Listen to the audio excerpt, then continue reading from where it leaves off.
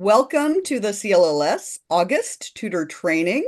My name is Kathy St. John, and Marilyn Dippell and I will be co-facilitating this training this week and next week, and we are so delighted to have you here with us.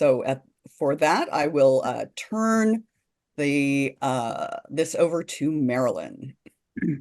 Hi, I'm Marilyn. Kathy and I have worked together for many, many years, and in the last 4 years or so, we've reunited and we've been working on a couple of grants as well as this training this summer. So my experience is as a tutor for 30 years and also as a tutor trainer for the city of Santa Clara in the Bay Area. Do you want to share yours experience, Kath? Oh, sure. Yeah. So I have been in the field of adult basic literacy and education and English as a second language since 1989. And so I've worn a variety of hats. I started off as an ESL teacher, and I am currently an ESL teacher, but I have coordinated programs in Chicago and in Santa Clara. And I have worked with Pro Literacy International and LINCS, which is the U.S. Department of Education's professional development arm. So I've had the wonderful experience of going around the country and training teachers and tutors and program staff and studying best practices and have done a lot of special projects for the state library and CLLS. And so this is just the latest of them. So, oh, and you know what? Should we do a plug for the book project, Marilyn? While we have this. Sure, if sure. You want to do that? Um, Oh. Sure. Okay. So the latest project that Marilyn and I will be embarking on is that we will be creating 60 intermediate level photo books. And I hope that you received information about this from Cassandra at the Sacramento Public Library or from your coordinator. And so we will be inviting CLLS program tutors and staff to create these photo books at an intermediate level for pleasure reading materials for intermediate level readers in California, but also all over the country. We partner with Pro Literacy, and they put them up on their website so that they're freely accessible. A few years ago, we created 108 very, very low level adult narrators, and maybe some of you have worked with those. And so we will be having a training on September 6th and then again in February. And so if you are interested in learning more about that, please let us know and we will send you the email about that. Right. And here's our emails in case you want to follow up with us on anything. And we'll show those again to you, I think at the end, but either way, we'll put them in the chat at the end at the very least. So we've kind of already covered everything on this slide. Whoop, sorry. We are going to keep muted unless you want to participate in an activity. We do have short breaks, as I said, for question and answer in between each topic. So if you have, especially tutors, a pertinent question for the content we've just covered, wait until that. And if you need to take a little break for other reasons, feel free to do that when you wish, but that's a good opportunity as well that would be open to you. And if you're having any technical difficulties, please let us know. So what we start with here is we'd like to know what you hope to learn. What is you're attending? What are you excited about when you think about this training or your future tutoring? And most of all, what are you nervous about when you think about tutoring? What makes you kind of think, "Ooh, I don't know if I can do this," or when are they going to tell me this or that? So we're here to hopefully answer all of those questions. And right now, we have a few minutes to be able to talk about that, especially if the tutors want to unmute. We have a few minutes you can just blurt out your questions. We do know from experience and having done many, many, many, many, many trainings that our content generally satisfies everyone's questions. We've been here, done that, so we kind of know what makes people nervous. But we do want to hear what you hope to learn and what you're excited about. And if anybody would like to speak up. I'll speak. I'm Chris Timko. Thank you so much for doing this today. So my question is, I'm starting to work. I'm teaching a adult man to learn how to read. Literally, he's maybe like at first grade level or second grade, and so any like concrete tips that you have for resources and how to actually teach reading to him would be much appreciated. Oh, I use this word and I don't want to scare you off, but this training is a little bit like a fire hose. Um, we have packed so much. Kathy created the content, and it's a compilation of many, many different agencies and libraries, best practices.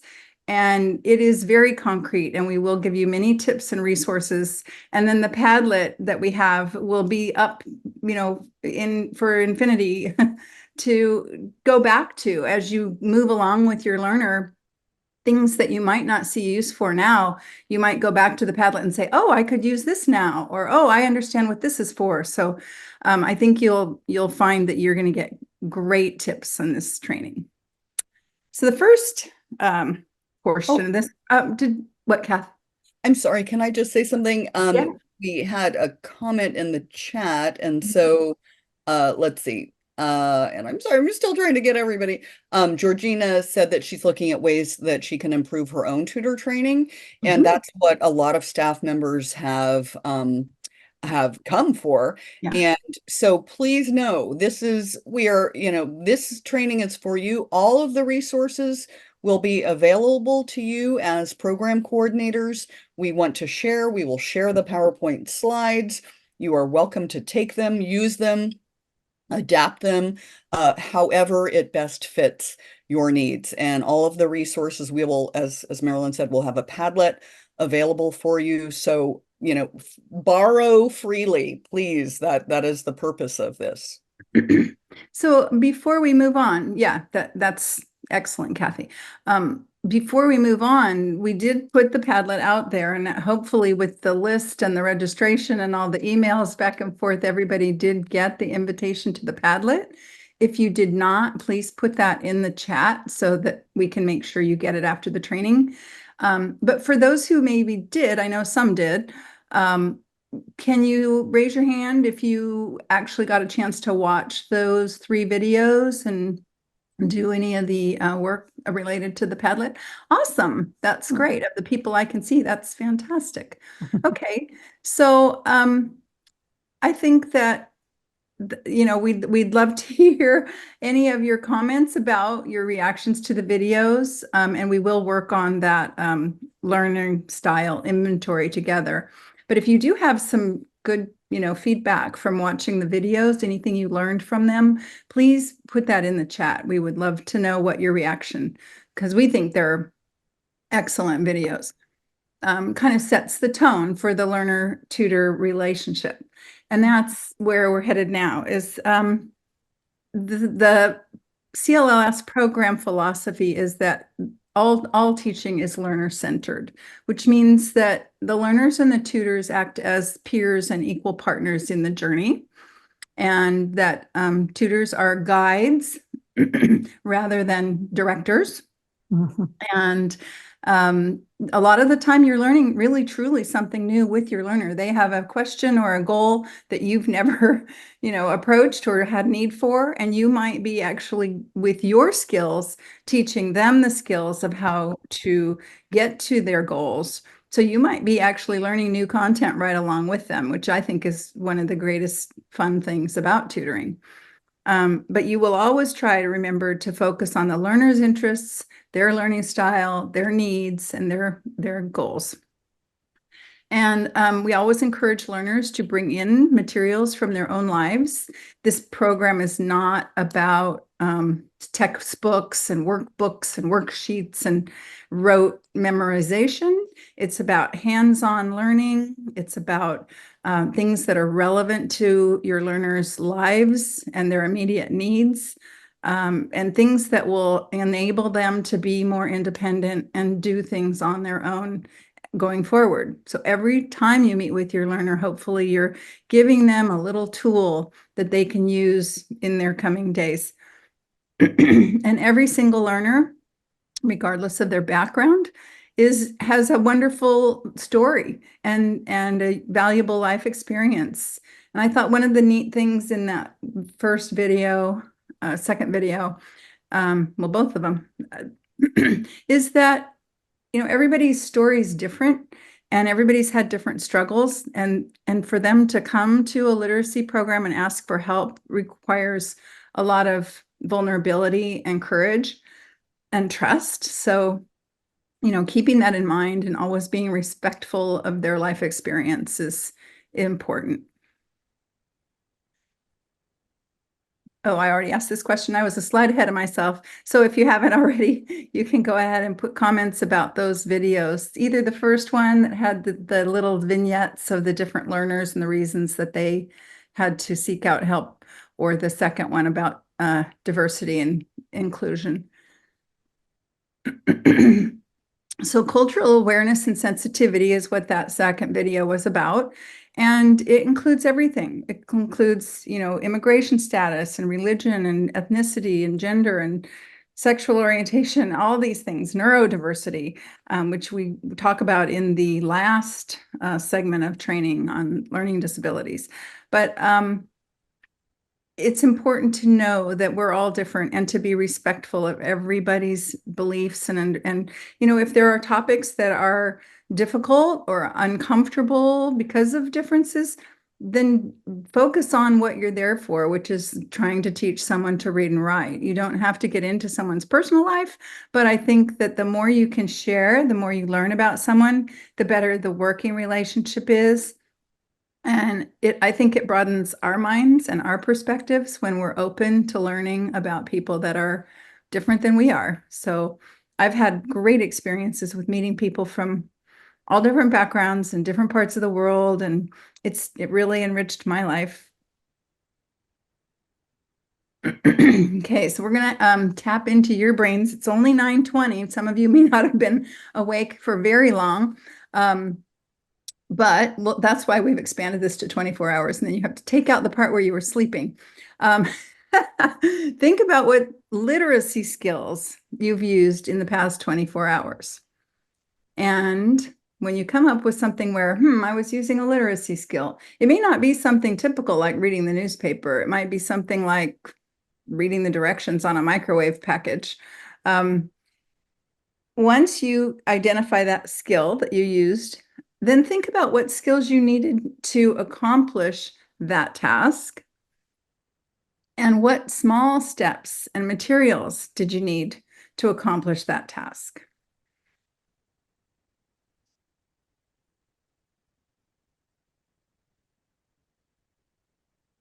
And we have a second if anybody wants to volunteer their example.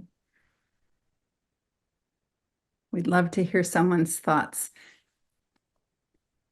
Or many people's thoughts. Well, I don't know if this is a good example, but just getting on email, like checking emails and, making sure up to date on things like that. And even just getting on this meeting required literacy and different small steps. So many learners just want digital literacy is a huge uphill climb for them. If they already aren't reading and writing well, then adding a computer and all of the ins and outs of technology is really a challenge. So when you think about, we get on email, we don't really think about it. We tap out our replies and hit send. But when you think about the skills you needed to accomplish that, you needed to know how to power up your computer. You needed to know how to charge your computer. You needed how to, create an email account, how to read the email that you were responding to. All these little steps go into being literate in that in that task. So when you're thinking about working with your learner and they tell you they have a specific goal, it may be, I want to use email. And then you need to think about those small steps and how do you build towards success with your learner.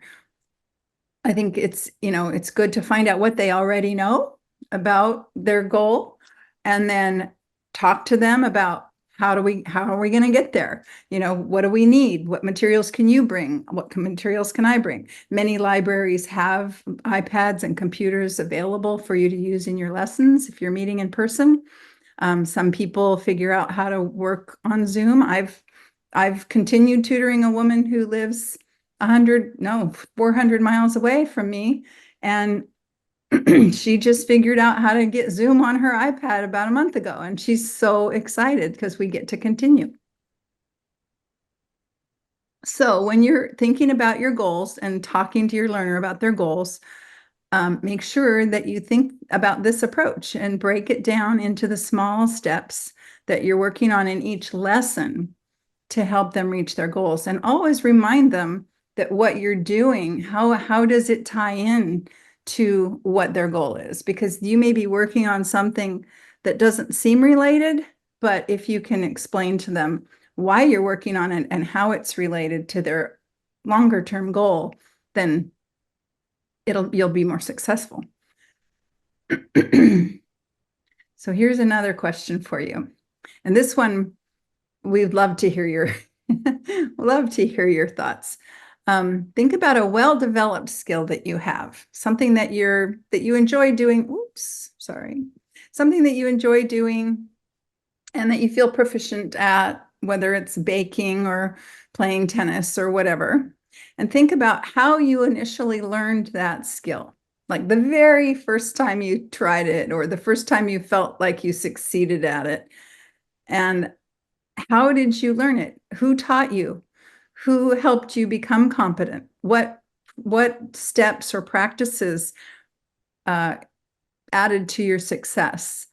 And then just summarize in a few words, if you can, big words like, mentor or positive, anything that pops into your mind that was part of your learning experience for that particular activity. And you can either raise your hand and speak up, or you can type it into the chat. I think if any of you want to be checking in the chat, it's kind of fun to see all of the responses, because you will see a pattern in those responses of the qualities that are needed to help someone learn. So maybe Kathy can help with that. I'm monitoring the chat. Okay. Yeah, I learned the skill by practice, and constant practice, positive support, feeling confident in the skill. Mm-hmm. Yeah. And the only way you can gain confidence is to practice, make mistakes, practice more. Yeah. We'd love some other thoughts. And you can just speak out or, having a patient teacher, Yeah. continuous practice and being able to use it often, encouragement from people I work with and friends and family. And we have an example of cooking. I used lots of recipes, trial and error, teaching, repetition, parent nagging, and affirmation.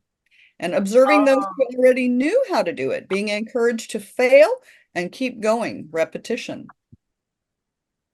Excellent. It's okay to make a mistake. I learned how to crochet when I was young, and reading a pattern is not easy. And you have to know how to read a pattern in order to create anything when you crochet. And my husband the other day found one of my patterns, and he's looking at it and he's like, what does this even mean? And I didn't realize that that was a really special skill. And that if you can't read a pattern when you crochet, you're not going to be able to make it. And so when I thought about that with literacy, I was like, okay, they can't read this. They have no idea what this means. So yeah, practice. Yeah. That's Yeah. great. And there are different kinds of reading, right? So they're reading words and they're reading symbols and reading diagrams and reading I would not know how to make head nor tails out of a Mhm. crochet pattern. So that's it. And Music. I love, was that a little pink dinosaur? What, that is adorable. What was that? Thank you. This is a dragon. A This is a book dragon. dragon. And I made it for a little boy who was injured on the 4th of July. Oh my We God. had a fireworks accident. And so Oh, his favorite colors are pink and green. oh, that is so So cute. this is a dragon. Yeah. Oh, thank you for sharing that with us. And we have some additional comments in the chat. It's okay to make a mistake, learning from those mistakes, Yes. recording myself in strength training and watching my form to improve. Interesting. Aha. And somebody also agrees that the dinosaur is so cute. I love to read books. When I was very young, before I knew how to read, my father read to me. He loved to read and he passed this love of reading on to me. So mentor, right? Yeah. Encouragement from teacher leader, permission to make mistakes, not compare yourself to others. Oh, Crossword puzzles, start easy, practice, ask for tips, work my way up to harder puzzles. That's such an important concept. We'll talk about that. really important. Talk about how to think differently, to figure out clues, learn language of crosswords. Yep, crosswords is an art in Oh, itself, right? Practice and patience. Oh, mhm. you touched on so many. All of you are just, these are fantastic examples Yeah.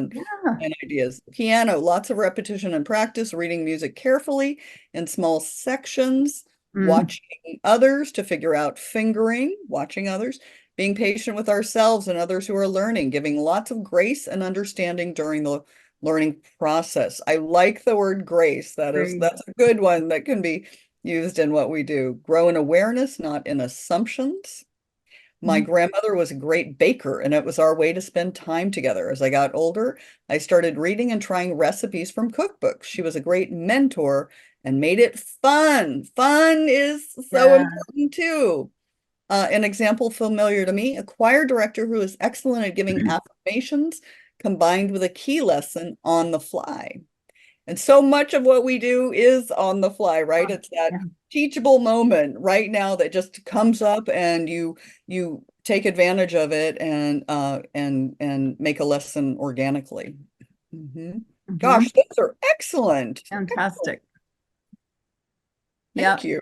Well, I think we just Kathy, that great job summarizing. So some of the things I took away from that list were, and probably, there's many more that I didn't catch, but patience, affirmation, practice, practice, practice was repeated many times. The ability to be comfortable making mistakes. So having a mentor or a teacher or a tutor who is not judgmental and patient allows someone the latitude to make a mistake and learn from it, or be able to use that, as Kathy said, as a teaching moment. And the encouragement, constant encouragement is so important, because sometimes the learners' morale can be very low and they don't see the progress they're making. So we'll tell you some ways that you can help with that. But you want to be very encouraging in every single lesson, every time you meet, to keep them motivated and engaged. Start easy. Somebody said start easy, start in small chunks. I remember that with piano lessons, you might play like 5 notes, and then if you made a mistake, you had to go back and play those same 5 notes until you got those 5 right, and then you were allowed to go on to the next little few bars of music. And it was painful, but I learned to play pretty well. It was just a very patient teacher. So those small steps is what you're going to be, that's going to be your superpower, is to figure out what the small steps are that your learner needs, because they know their goal, but they don't know all the steps that it takes to get to that goal. So Mm. that's really going to be your key task. And I love the grace and understanding. That's really good. And then a lot of times learners' lives are so complicated. They may be raising small kids on their own. They may be living in a household with many generations of family members. They may be working 2 or even 3 jobs. They may be, juggling transportation with other family members or taking public transportation. So there's so many things that can come up that can seem like maybe this isn't a priority for them, but that's truly not the case. So I think that grace and understanding is important. And I will say with that, though, that you do need to set boundaries. So if you want to start out, if you are just starting out tutoring, or if this has been a problem for you, with maybe a tutor learner being late or not showing up, you definitely want to say, I will wait for you for 15 minutes. And if you haven't called me by then, I'll go ahead and assume that something came up, and I'll wait for your call before we meet again. Or, you can wait for me for 15 minutes in case I get stuck in traffic or hit a red light or need to stop for gas or whatever. So it's always good to just, vow to each other that you will communicate, and you have that 15-minute leeway, but that you also aren't just at their beck and call, and you're not going to wait for 45 minutes and then they show up for 15 minutes of your lesson. So boundaries are good. And then Kathy, I think the last one I wrote down and you emphasized was fun, to make your lessons as fun as possible, because it really is not, it's the unschool. A lot of learners have had negative experiences in traditional school settings, failure, maybe just no opportunity, but also sometimes poor teachers, sometimes harsh feedback that was very damaging. So, sometimes there's learning disabilities that weren't diagnosed, and so they felt very left out and left behind and not understood. So anything you can do to make the learning very collaborative, interesting, novel, and fun is going to engage the learner and be the opposite of what they might have experienced in the past. So we're going to talk about how adults learn. So obviously, we all want to be treated with respect. So when a learner is treated with respect, they're going to learn to trust you. And when you choose to work on things that they can relate to,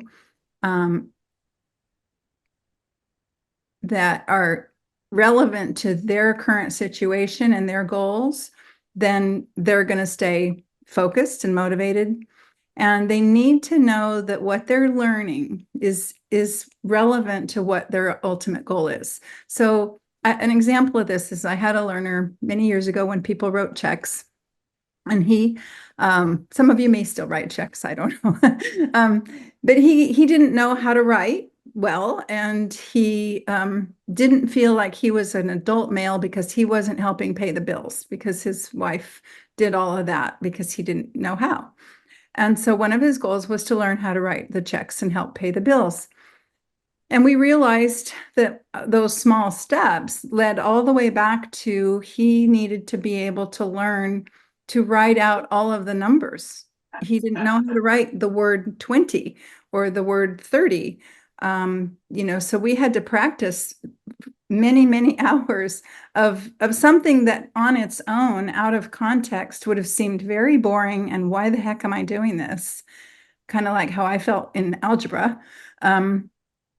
But when I, explained to him, here's a fake checkbook, and here's where you write that number, and this is how it's, spelled out on this line, then it was motivating. Then he wanted to learn those numbers and practice writing those words. And then to be able to see, and somebody else put this in the chat, was to be able to use what they just learned and be able to practice it, but have it be so relevant that they can go out and use it.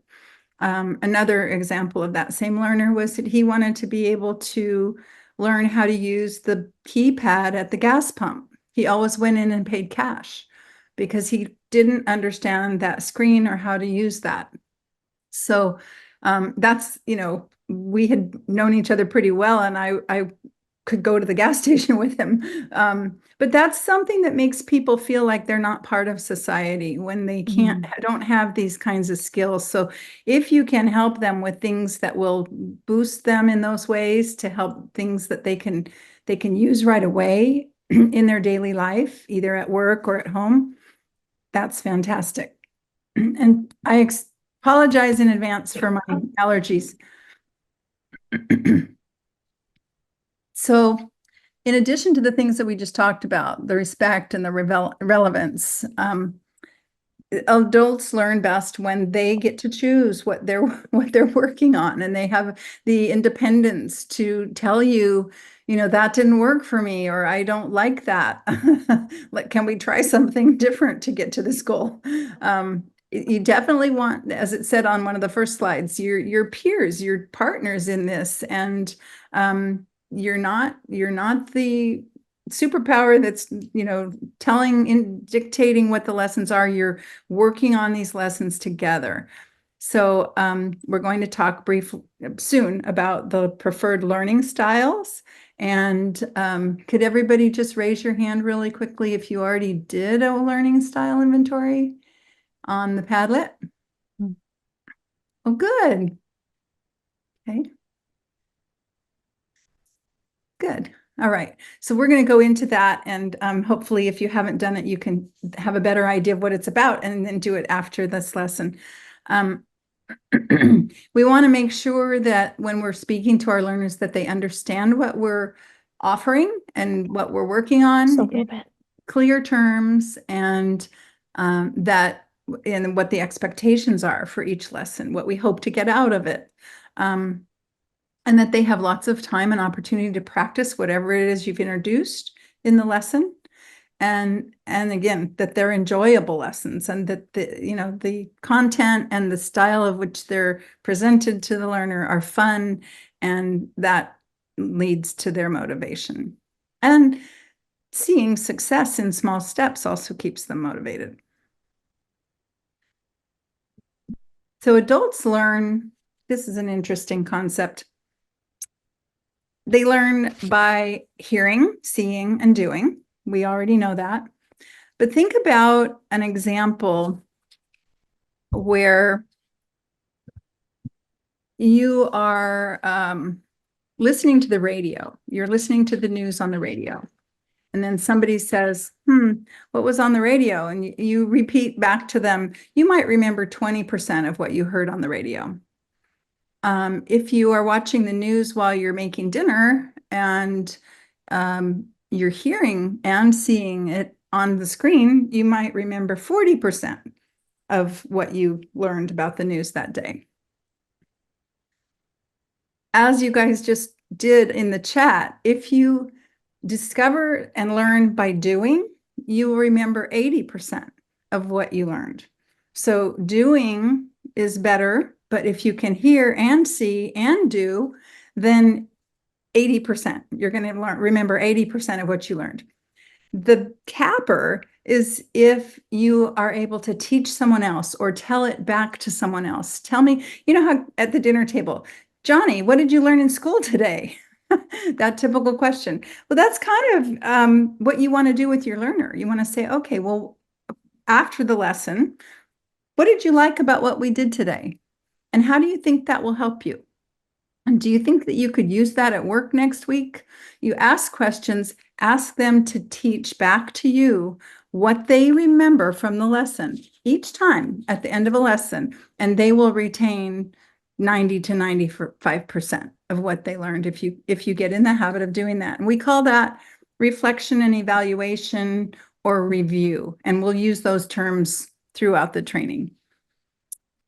So the way you do that is by asking them questions, not yes and no questions, but open-ended questions to make sure that they understood the concepts that you worked on, and encourage them to reflect on what you did. So how do you think that's going to help you? Or do you think you could use that? Or will this be helpful in, reaching your goal? Ask them to explain what they enjoyed about your lesson and why they, not just yes or no. Did you enjoy that? No, you have to ask them what they enjoyed and why they enjoyed it. And invite them to tell you what they want to do more of. You can say, do you want to practice that some more? Is that something we should keep in our mix? And again, we said practice, practice, practice. So when you introduce something they enjoy, you definitely want to rotate that back into multiple lessons so they have the opportunity to practice. You want to avoid introducing something, doing it once, never talking about it, never doing it again. It's really important that they have that review and repeated exposure to the material to ingrain it in their memory. And if there's something that really doesn't work for them, that's okay. You'll find a different way to teach the same thing that they do enjoy. We have a video that we're going to show you in a bit. And actually at the end of the lesson, I am doing that in the video with the woman, and she says, no, I didn't like that. And then I asked her why, and she explained. So it's a good example. They really do have, learners have strong opinions.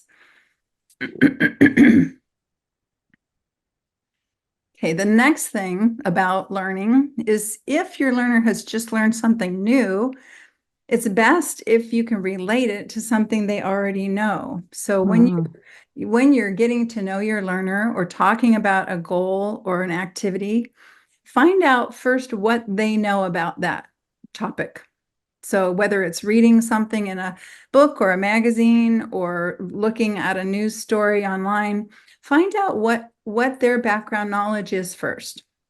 Then ask them, what do they want to know based on the headline or the pictures or the story in the book? What are they still waiting to learn? What would they like to learn next? And then afterwards, you do that reflection, evaluation, and review and find out, what did they get? What did they learn by reading that? What did they learn by doing that activity? And how will they use it? And then if there's still more knowledge, is there more? Do you still have questions? Is there more that you want to know? Well, then you make a list and you incorporate those questions into your future lessons. So the relating new information to already known information helps us create those pathways in our brain to take in and connect and process and remember new information. One example that we give, which is kind of simplistic for many learners because we have all different levels of learners, but one tutor said she has a very low level learner. If a learner has a cat at home, a CAT, then you can show the learner how that word is spelled, and you can show them how putting a first initial letter in place of the C can lead them to learn to spell many different words like hat and bat and sat and mat. And so we call those word families. And that's a good way to help a learner see that they can quickly increase their vocabulary and their spelling. And it helps show them patterns in spelling, which are very common in English. So take time to really find out what your learner knows. Ask them, always ask them what they know about that subject, or if they've ever seen or heard or read about whatever it is you're working on. And then show them how to connect that new information to teach what you've worked on. And connect all through from lesson to lesson to lesson. And it's always good to review at the beginning of a lesson to bring up that recent learning and then talk about what you're going to do in the lesson and how it's going to help them reach their goal. And then at the end of the lesson, have them teach back to you and then talk about what you want to do next. So it's very collaborative and interactive in terms of sharing your knowledge, sharing new knowledge, learning together, and then getting feedback from the learner. And you'll find perhaps that learners are reluctant to tell you what they think. So building that trust and rapport, getting to know each other as adults, just friends, is important because then they will open up more. A lot of times, if they see you as a volunteer with all the knowledge, they realize that you're giving your time and your time is precious. And, they feel like if they say anything negative about the lesson or what they've done, or what they like or don't like, that you might be offended or that you might not want to come back and teach them anymore. But if you can kind of lay the groundwork for trust and open communication right away, then you'll get more feedback and be able to plan together more effectively. So for those of you that took the learning style inventory, you'll understand that the basic learning styles are reading, writing, listening, speaking, seeing, touching. That's the tactile kinesthetic. And when you take a learning style inventory, you might find that you're very visual or you are a writer. And if you have your learner take the inventory, you might find that they're much more tactile or auditory because they don't read and write. If you're taking two of these away from them, and actually, if they can't read and write, their vocabulary might be very limited, so they may be reluctant to speak a lot. So you might be taking 2.5 of those styles or skills away. And what are they left with? They're left with seeing, touching, and hearing. And that's how a lot of learners cope. They, if they're trying to get directions to someplace and they have to remember how to get back there, they may remember seeing the gas station on the corner, or they may have heard something at work and they have to commit that to memory because they can't take notes at a meeting.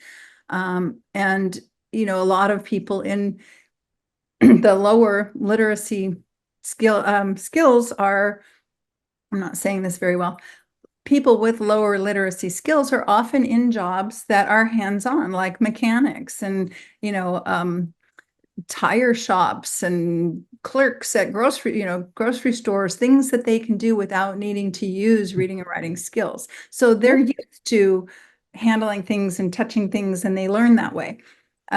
So you might find that your learning style and their learning style are pretty different. So you want to make sure when you're teaching anything to them that you're doing it in a way that feeds into their learning style so they can absorb the information.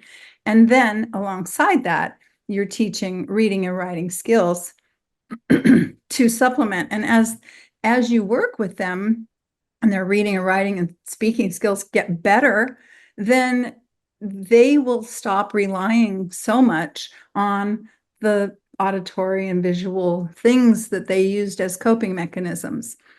The other thing about that is that in every lesson, when you're planning, as the tutor, you want to make sure that there's something you're doing in the lesson that includes reading, writing, speaking, and listening, and hands-on if your learner is very tactile.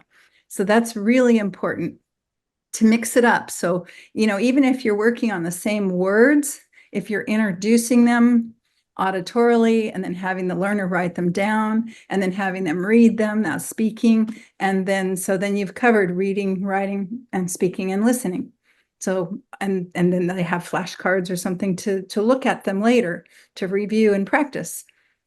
So including all of these is good, but also remembering to design activities that are going to be fun and comfortable for your learner with their style. Marilyn, Yep. I'm just so curious. Can we go back to the last slide? Yes. Let's just ask folks if they took the learning styles inventory or if they already kind of know Yeah. what is their learning Or style. if they even knew there was such a thing as a learning. Right. Yeah. Right. So yeah. So how many people feel like you learn best by reading something? You're visual learners. Mhm. Okay. Okay.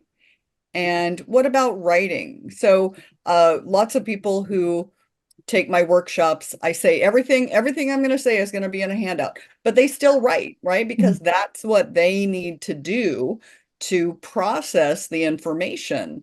And I'm a little bit like that myself. Okay. Oh, good. We got auditory, we've got visual and tactile in the chat box. Yeah. Mhm.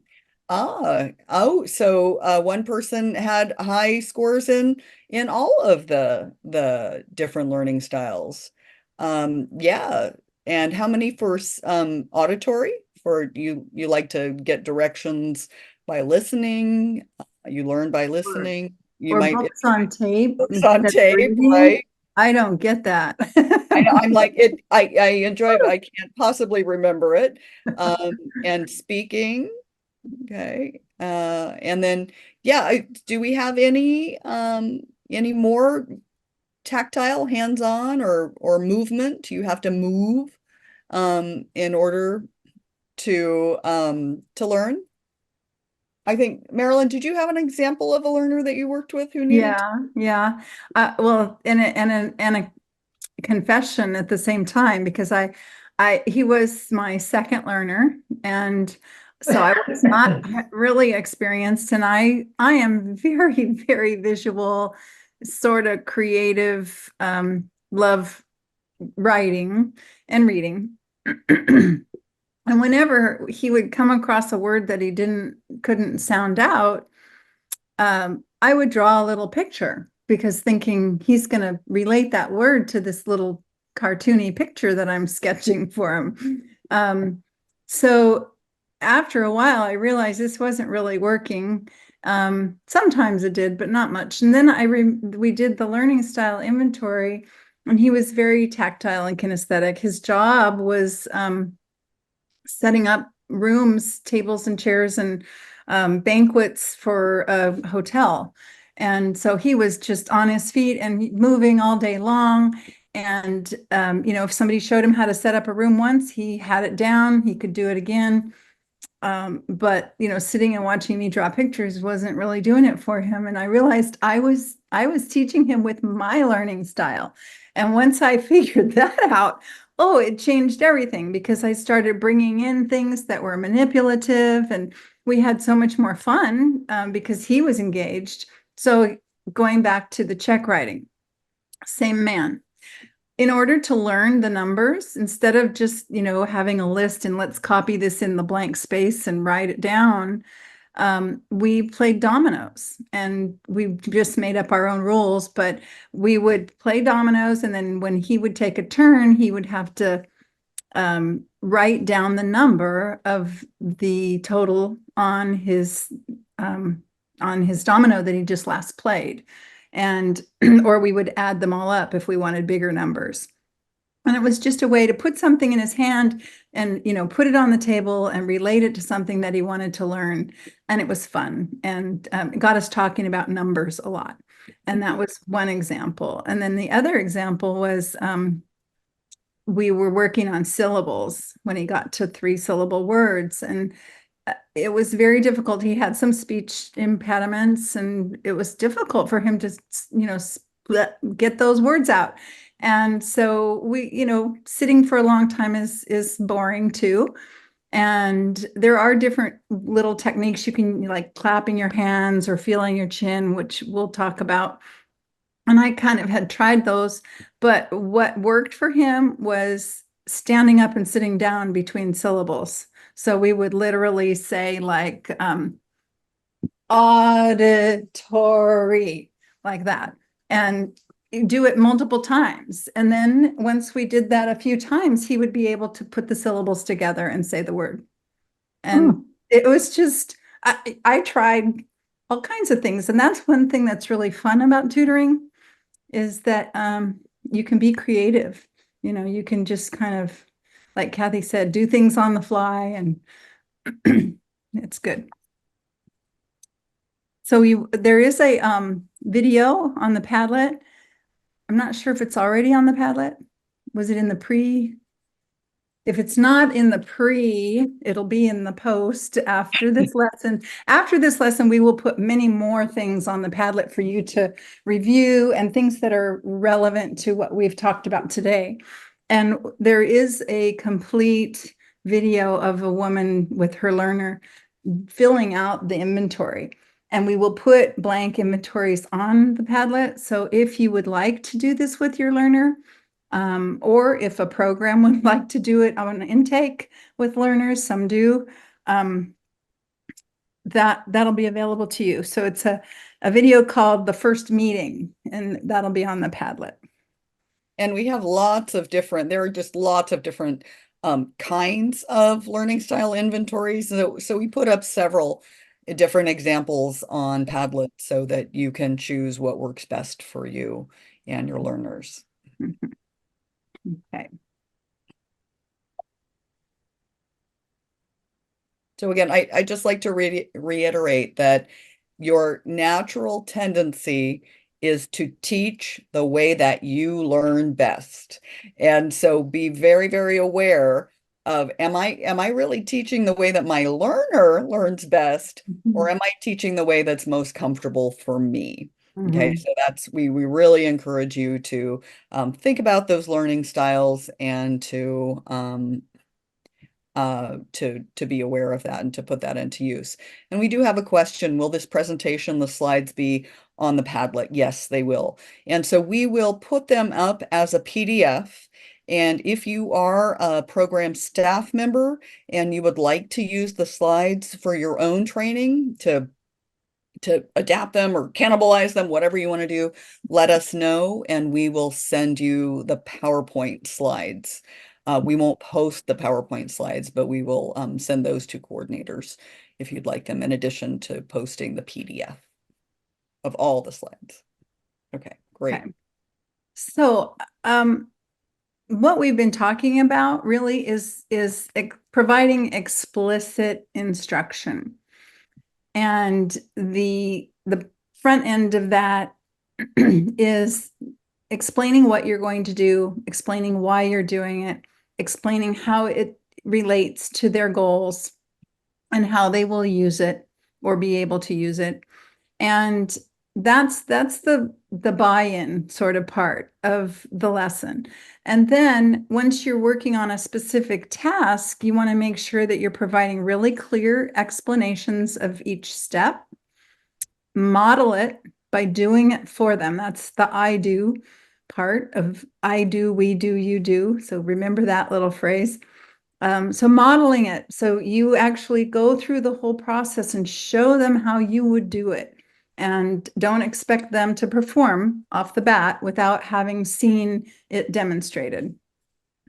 And then once you've shown them, then you say, okay, let's try this together. That's the we do part. And we call that scaffolding. So whether if you're in a small group or if it's a group activity, if you're in a program and you have an activity going on for many learners, you can pair people up, or you can just do this with your learner one-on-one, but you do it together, or you have someone supporting the person who's trying it for the first time. And in most cases, if you're one-on-one tutor, that's what you'll do. You will support them as they try it for the first time after watching you. And then you release them to try and practice it a third time on their own. And this is where maybe they will make mistakes, and that's okay. And then you provide great feedback and very positively phrased feedback and opportunities for more practice. And we'll see there's a really good little video about that as well. The I do, we do, you do, and that will be on the Padlet for you. So you want to make sure that you're explaining how, why, and what you're doing in the activity, how it will benefit them, and how it will help them reach their goals. And then when you're providing the feedback, you want to get feedback from them too. So what did you think about that? How was it? Was it hard? Did you like it? Do you want to do it again? All of that. So you're going to first introduce the concept or the strategy. Sorry, I have all of your faces blocking my text. and the specific broken down steps. And then make sure that they have notes or something they can refer back to, whether it's, screenshots or pictures or examples or a worksheet that they can review, and then discuss why you're doing it and how it's going to help them, and then ask them to explain it back, the whole process, what they're going to do, why they think they're doing it. If possible, and hopefully you will get in the habit of just speaking at a level that's very accessible for your learner. And it's interesting because I have recently met a family from Syria, and they have a lot of people helping them. A lot of volunteers in different, ways are coming and going from their home. And they always say to me, "You're different." Or they'll say, "I don't have any trouble understanding you, but I cannot understand the people at the grocery store." And part of it is just speaking more slowly, using basic language and speaking more slowly and clearly. And when I am with these people out in public and I realize how fast somebody in the cashier at Costco is speaking, or the lady that at the school district who hands them a packet of papers and rattles something off, it's hard for me to absorb what they're saying, let alone, not being able to read what they were handed, and not having, a way to backtrack and ask the questions. So always use the most learner-friendly language you can. And then always remember to try and connect what you're presenting and what they're learning with something they already know, or that you've already taught. So that could look like, remember last week when we did blah, blah, blah. Well, we're going to take that, and then this week we're going to use that to explain the, ED ending. We'll use those words, and we'll change the tense by adding an ending. So you can just hook it to something they already know. And then again, this is just a broken down review of the I do, we do, you do method. And it is fantastic to just remember this, because this will make you a better tutor. Just model the skill by doing it slowly, correctly, clearly, concisely. Check in while you're doing it and make sure they're following. And the think aloud, we're going to also show you a video of this concept. But think aloud is when you're actually verbalizing what you're thinking as you're doing something for the learner, for their benefit, so that they learn to think while they're doing things in a more critical thinking, I guess is the way to put it. And then the we do is guide the practice. So they'll get to watch you. Then, okay, now we're going to let you loose, and it's your turn to try this. And you're going to make sure you're right there to give them feedback, answer questions, make sure they're understanding it, make sure that they're recognizing if they've made a mistake. It's okay to stop and say, might want to look at that again before you go on, or talk about it afterwards. In some cases, interrupting an activity to help get someone back on course is good. In other cases, interrupting an activity can be disruptive, and we'll talk about that too. When to jump in and help, and when not to jump in and help. So short practice exercises are good, in small chunks, like the person who was learning music. Do short little exercises, small chunks, until they've feel some confidence and some mastery of that particular thing they're trying. And then implement cooperative learning practices when possible. And that, that means the small group thing that I was talking about. If there is another learner that they can practice with, or if you're in a small group, that would be more appropriate. So the you do part is the scaffolding, where you've already demonstrated, and then you've worked on it together, or assigned someone else to help them and guide them as they practice it for the first time.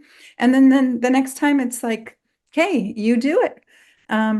when we talk about the learning something for the first time, a skill that you learned, I always go back to my mom teaching me to ride a two-wheeler bike.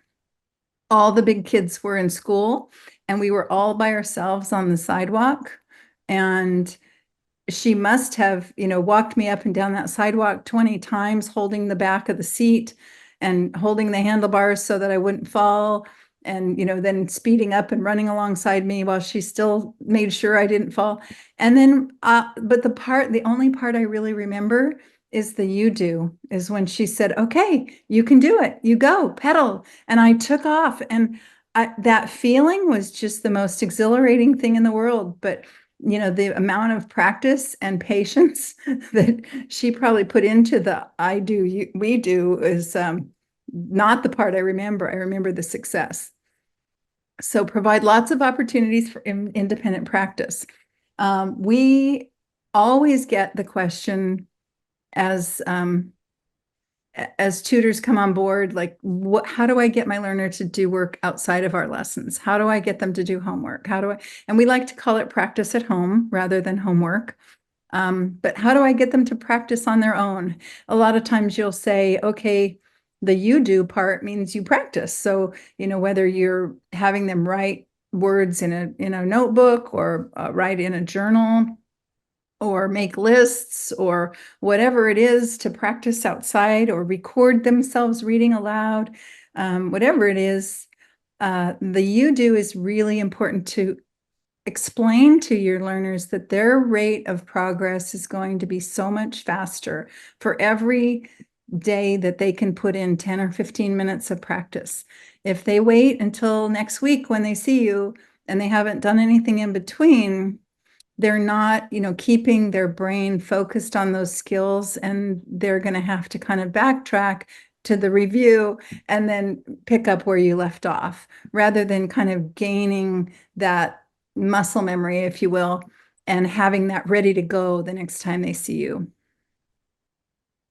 So the feedback. I'm sorry, Do you have a Marilyn. question? Yeah. Oh, can I just add to that? So Please. absolutely agreed that, home practice, and I tell that to all my students, the more time and effort and intention you invest in this, the more quickly you will learn and the more that you will learn. But I'm always aware of the fact that I need to provide time for that practice in class or when I'm with the learners. And that may seem like dead time, but my learners have families. Some of them are there are many families living in what is supposed to be a single family house. They have no place to go. There is no quiet place. They don't have an office. They don't have a study. They don't even maybe have a dining room, to sit at the dining room table. I actually even had a learner, she used to lock herself in the bathroom so that she could try to do her homework. And even then, her child was pounding on the door saying, Mommy, Mommy, Mommy.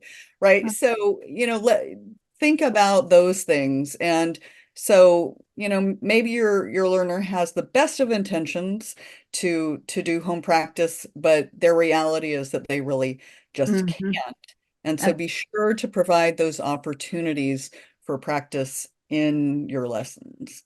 Okay, yeah, excellent point. And I've witnessed that myself and with learners where it just doesn't happen. The one learner I had, his family didn't know that he couldn't read and write. And so there was no way he was going to take a workbook out and practice writing at home. And yeah, many people, if they're working multiple jobs or have a long commute or whatever, they just don't have time in their day. So you have to be respectful of that. That's absolutely right. There was this is a good story. A co-worker of mine at the Santa Clara Library, she had a learner who he was a older man but had a young child, and he didn't know how to read, and he really wanted to be able to read to her by the time she got to the point where she could look at picture books and so forth. And he was literally starting with learning the alphabet, and he had no time or place to practice. And He was a very auditory learner. She had worked on it with him in the sessions, sounding out the alphabet, looking at flashcards or whatever, and nothing was really sticking for him. He was still missing letters and struggling after a few weeks. And she finally made a CD of a bunch of different children's songs that were to learn the alphabet.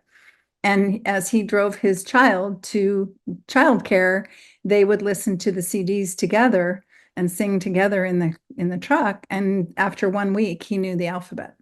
So that was a perfect solution, just perfect. So going back to explicit instruction, provide elaborated feedback. So that means right away when they finish something, you talk about what's positive about what they did, what you like about that they did, why you liked it, and how they can use it. If there is anything that needs to be addressed that's not positive, it's best to just be very encouraging. And many learners have had negative experiences with traditional teachers, red ink perhaps on pages. So we always recommend that you don't use any red ink on a page. Let the learner mark the page themselves with fun colors. If they need to pick out things that they don't think are correct, have them do their own self-correction as much as possible with your guidance. That could look like, okay, let's go back through this paragraph that you wrote and let's make sure we have our punctuation right. Go through each sentence and see if you have a period at the end of each one. And if they missed any, then they mark that or they insert the period rather than you putting a big red circle where that didn't happen. Another, now let's look at the sentences a second time and let's make sure the first letter of each sentence is capitalized and let them go through and highlight any that they did not capitalize. And then they can rewrite the paragraph for additional practice, having addressed those two things. And that's another thing that's important about practice and feedback is, especially with writing, is to just focus on one or two small things at a time until they've got it. And then you can start working on the more complex things. And again, just one or two at a time. It's overwhelming for them to look at a sea of mistakes and it doesn't help their self-esteem. So if they know that they're making progress and they can see improvement in each little step, that's where your feedback's going to be invaluable. And Marilyn, can I just share something that I learned from somebody in one of my workshops years ago, which I just love. So instead of, using a red pen, they used different highlighters. And so yellow was for glow. This is great. This is great. And you tell specifically what is so good about that. So instead of, oh, you did a great job, it's like, I really liked how you used those adjectives so well so that I could really see the dog that you were describing. And then green highlighter was for the places where you need to grow. So it's glow and grow. And so I think that is a really nice way to provide feedback. And Marilyn, did you talk about the sandwich approach for No, actually I was going to, but go ahead. Yes. No. We're getting some comments about use fun colors, and Susan says, and maybe stickers. That's a great idea, right? Stickers are so fun. So anything that makes it a conversation, that makes it, you are being very helpful and telling me precisely, what I did well and how I did well and what I need to still work on, right? So what are my strengths and what are my areas of growth? And, think about, if I receive something and it is immediately a negative, I just kind of shut down, and so what we like to do is we say, you make a sandwich of your feedback. So the positive and then constructive and then positive. You want to start off with something positive and then, what are the areas of growth, and then end on something positive too.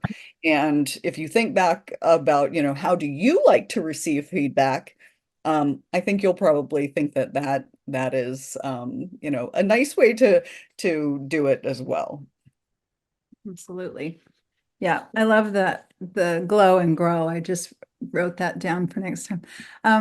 So this is again just a graphic example of the I do, you do, we do, you do. So in the I do, the teacher has the primary role. That's why in this graphic, the teacher is bigger. You are actually peers, but in this one, you're stepping forward to take the reins and show the student what's going to happen. And then in the we do, you're equals. You're doing this together. You're guiding the learner as they practice the skill, whatever the skill is. And then in the you do, you're releasing the student to take the reins, and you're stepping back and basically observing and encouraging. And then you, at the very end, you would do the compliment sandwich that Kathy just described. So you would give them the feedback and then praise them for the things that went well.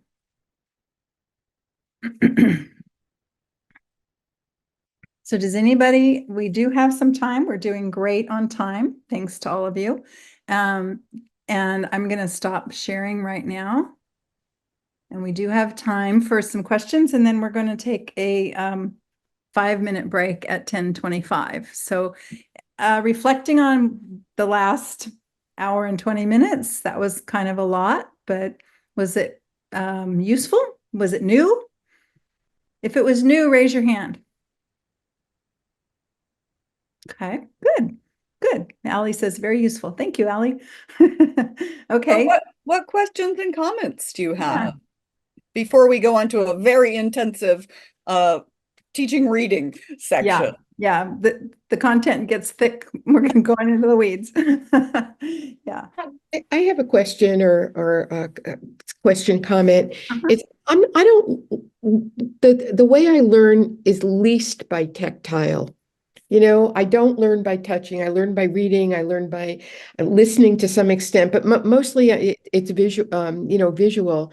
And I really am not sure how to go about teaching, teaching someone who is a tactile learner how to read. I could use some more suggestions on that, or even a pointer to a book or articles or something that I could go read and learn that way. Yeah, well, first of all, we're going to give you some examples in some of the videos. There are examples, and it's really anything, whether it could be flashcards that they can hold and write on. It could be Scrabble tiles that have the letters on them. It could be that you can manipulate on a table. In terms of, well, I don't want to go too far into detail, but in terms of writing, if you have many sentences, you can cut strips of sentences and then organize them into a paragraph. Anything where they can touch and move things around is helpful. Your program, I know in Santa Clara, they have a whole closet full of manipulatives. So even the alphabet letters that stick on a refrigerator, a whiteboard with markers, anything they can handle and touch and move their arm, body, stand and write at a chalkboard, where they're engaging their body instead of just sitting. Yeah. And even small things can make a difference. So one of a native English speaking gentleman that I was working with, and he was in his 60s, and he had a very, very, very low reading level and had some pretty severe learning disabilities. And so we were working on phonics. And if he got stuck on a letter sound, he couldn't sound it out. There's a system called the Wilson phonics system, and it incorporates touch and feeling. And so it's tapping, right? So for each sound, you tap. And even that little teeny neural impress on fingertips, right? So he wouldn't be able to sound something out, and I'd say, tap it. And as soon as he tapped it, he got it. So show an example of tapping out the word cat. Yeah, so k, a, right? And that's minimal. If somebody needs a little more neurological impress, you might go ah, right? So that you get more sensory input. But it was like magic for him. And so, and also, maybe you'll see somebody who's like their knee is just going like this, and their foot is tapping the entire time they're learning. That personally drives me crazy, right? But I have to realize, and my husband does it all the time. And I have to realize that that's what they need to be doing, right? It's not just nervous energy. It is actually, it is Processing. movement that helps them process. Yeah. So, Another thing is just having them hold the pencil, always holding a pencil. And if they're trying to read, make sure they're tracking with a pen or pencil, not writing on the paper, but just tracking, which you'll also see in some of the videos, just to follow along and help guide their eye. But it's something they're doing with their hand as they're reading, and that helps too. oh my gosh, so Phyllis learned to bounce her toe so she didn't distract any. I think that you are very coordinated. I'm not sure that I could just bounce my toe, Phyllis. Thank you for sharing that. Wow. I think we have some questions. So we've got Christine. I don't know who, because I can't see everybody in one screen, so I don't know who asked first, but Christine? Yeah, hi. I just well, one is just sort of a quick observation that when I've been tutoring, I started out just being so focused on making it fun, and finally, one of the students like just sort of said to me like, I just want to learn this stuff. It's okay if it's not fun all the time. We can drudge our way through the workbook. I just want to learn the material. So anyway, that was sort of interesting to me. But I just want to also just get your thoughts about, and maybe this will come up, is when I'm working with adult learners, a lot of the worksheets and whatnot that I come across are really geared to little kids. And I just have trouble with that. I don't want to treat my adult like a little kid, but the worksheets are really like little kid things. And I just wonder how you deal with that issue. Well, we have resources. We have Yeah. lots of So, resources for you. Yeah. yeah, but there are also, there are many, many, many more resources out there geared toward children. So it's very easy to find them. It can be harder to find materials that are specifically designed for adults, but it is worth looking for them, or I often create them, or you take a worksheet that maybe it has childish illustrations, right? Maybe the content is fine, but the illustrations would be insulting to an adult. So, can you somehow mask those illustrations, or can I take the content, or maybe some of the sentences are childish, can I take the basic principles and redo it? But are you a tutor or a staff member, Christine? Tutor. Okay, so definitely check in with the program staff, and they should have plenty of resources that are specifically designed for adults. So, we'll talk about that. Learning phonics is, can feel like, oh my gosh, I'm a 60-year-old woman, with a lifetime of experience, and now I'm sounding out letters and words, so you want to be as sensitive as you possibly can with the materials that you're using. So thank you for being really aware of that. So, and Ben. Oh, yeah. You all seem to have this infinite well of knowledge of things to teach and how to teach. But my mind is more like a blank at the beginning of the week. And so I tend to go to the textbook. And then we may diverge from it a little bit, but not a whole lot. So, and my student tends to tell me, well, you're the teacher and I'm the student, so I just demurely sit here and do what you tell me, Right. And So how do you generate this infinite list of things you want to teach without it? Should I just throw away the textbook altogether? I mean, I just don't know. Well, so that's a great question. And I have also had students like that. I'm like, what would you like to learn about? Oh, I don't know. You tell me. And so, many times they have had experiences where that was the learning situation. They had no choice, they had no input. And so we need to, encourage them, push them a little bit. It's like, well, hey, this is your lesson. And we'll be talking about this in a minute. What do you want to be able to do or do better? Tell me what you do during your day. When are there some times that you would feel like it would be something that you would need to read or write?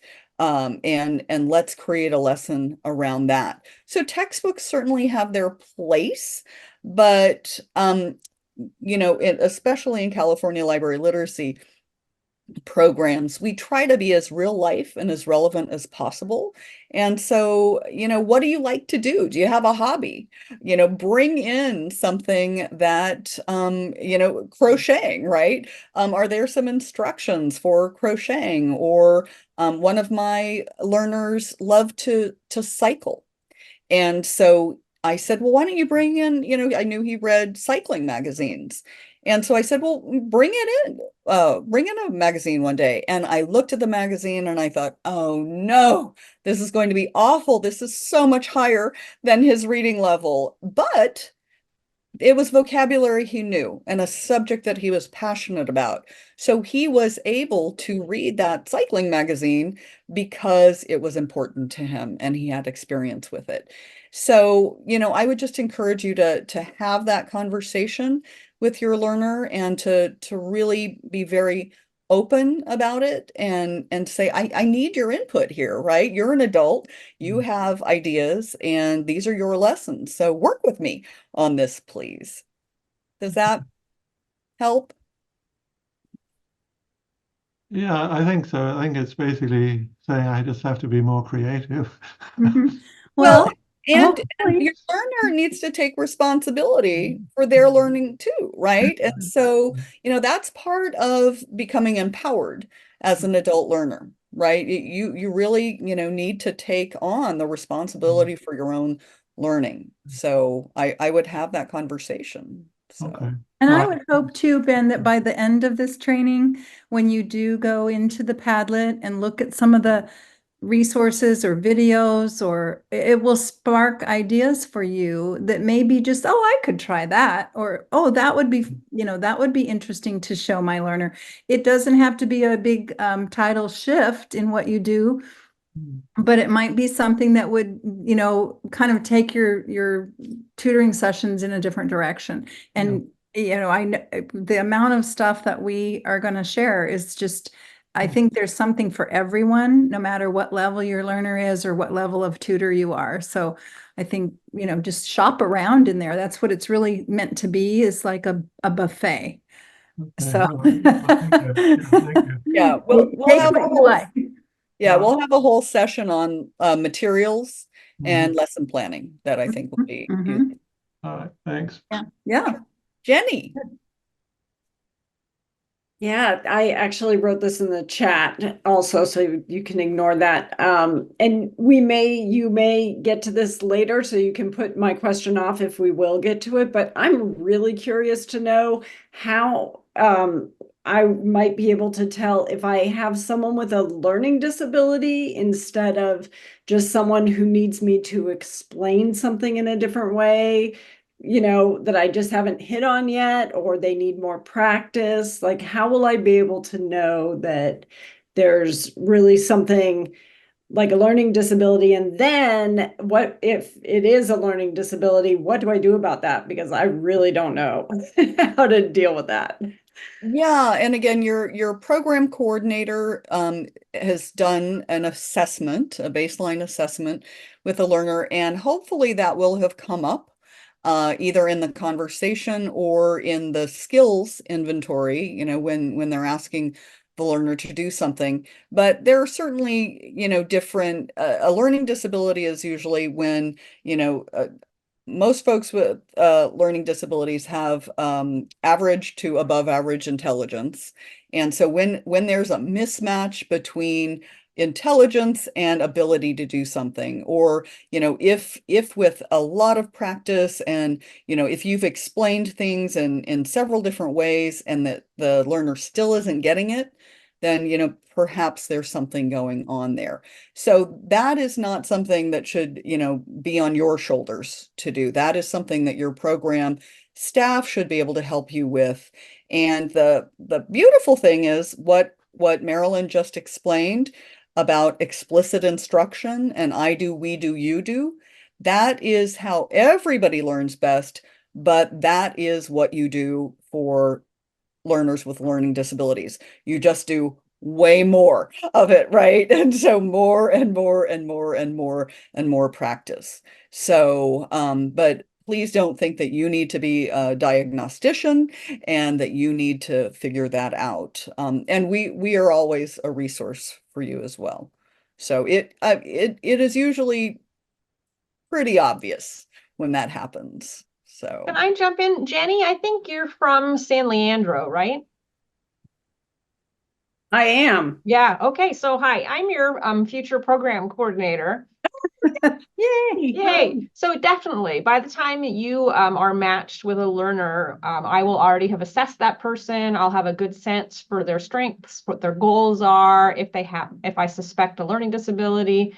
And so I have tutors who say they're really interested in that. They really want to crack a phonics problem. They're really interested in working with dyslexics. And other tutors who say, that doesn't interest me. That's a different type of challenge. And they want to work with maybe English language learners, which is a whole different set of challenges. Often ESL learners don't have learning disabilities. I'm not always, but they're just there to learn English. And so it's a different, anyway, so you'll have a choice is what I'm saying. And you'll know that what you're getting into as best as I can manage anyway. Yeah. That's great. Thank you. That's very relieving. Yeah. And sometimes learners don't know that they have a learning disability. They were never diagnosed, and libraries don't diagnose people. So you just work with what you have, and communication with your learner and finding out what works for them and what doesn't work is the best we can do sometimes. thank you. Shoshi. Gotta take the mute off. Hi. Hi. I jumped in a little late and had a We're little glad bit of to have traffic. you. Actually, quite a bit of traffic. Good to see you both. See you again. I wanted to resonate a little bit. I hear some of the tutors speaking, saying some concerns that I have heard. So my tutors say, and so I do want to echo tools that if we cover that this is one of the things that I'm looking forward to, how we can build up our tutors' confidence in their ability to tackle a tutoring session. And I think that I have an idea how I overcame that myself, but sometimes we forget how difficult it was to overcome that. That the beginning is always a lot harder. And then once you get that beginning stage and start getting to the point where, okay, you kind of build a little bit of momentum there. And then for me, that experience is very tactile learning, right? I did it and I figured it out this way, that kind of like the wheels come off and then I can get going. And so a lot of my questions are based on how the handoff happens from a coordinator to a tutor, that can help those first sessions for a tutor on that first day. And that handing off. Like I can see that a tutor has the tools that is needed to tutor this one person. The confidence is just missing at that moment, because I can see how well they grasp things and how they can project or explain. And I can see what the learner needs. And I'm like, this is a perfect match. But they can't see it themselves, right? Or, the developing. So And it's normal to be nervous. It's new. It's something new. You're both learning something new. You're both learning, you're both meeting a new friend. That alone can be butterflies in the tummy. So I call it fear excitement. It's just, the fear of the unknown, but you can look at it as fear, or you can just look at it as excitement. Like, nobody's going to let you fall off the cliff. So it's not real fear. It's just a little, like you say, confidence thing. And once you meet your learner and get to establish a little rapport, then usually that just disappears. So yeah, I'm looking forward to that and hearing a little bit more about that when we get to it, if we focus a little bit on that. So just wanted to echo some of the tutors I hear. You're not alone. Yeah, right. But Yeah, you get to a point, I've seen that that things get better and easier. And so I just wanted to share that. Absolutely. Every time I start on a new project, I think, oh my gosh, what have I done? I have no idea what I'm doing. What was I thinking? This is like completely beyond me. And then you settle in and you look for tools and resources and materials, and that's what coordinators can provide you. I love programs that actually have the capacity, not all programs do, to sit down with both the tutor and the learner at the first session and discuss. Okay, here's what you said you wanted to work on. Here's some materials. Here's some strategies. And that's that handoff, right? To get you going. And I think that can provide a lot of confidence. Also, you're not going to be covering rocket science in your first few sessions, right? Your first few sessions of getting to know each other really are getting to know each other. And so you gradually build up to those skills. So time is valuable for everybody, but ease into it. You don't have to start with the really difficult things right No. at first. So Yeah, or even much of a lesson for the first to second meeting. It can be just a very casual kind of meet and greet situation with a little writing practice or something. yeah, Something tell me about your family. Tell me about your hobbies. Tell me what you do for work. And yeah. that getting to know process, which Marilyn already talked about, is that then will give you ideas for, oh, okay, I know that, a family is very important, so maybe we want to work on learning and spelling family words. Or I know that you work as a machinist, are there some writing activities or, some activities that would be helpful for that. So those getting to know each other conversations provide a lot of fodder for your lesson planning. I just want to interrupt for 1 second. We can keep this discussion going, but if anybody hasn't looked at their clock, that we have up until 10:45. So if you need to take a break or go get a cup of coffee or whatever, this is the time, and come back at 10:45.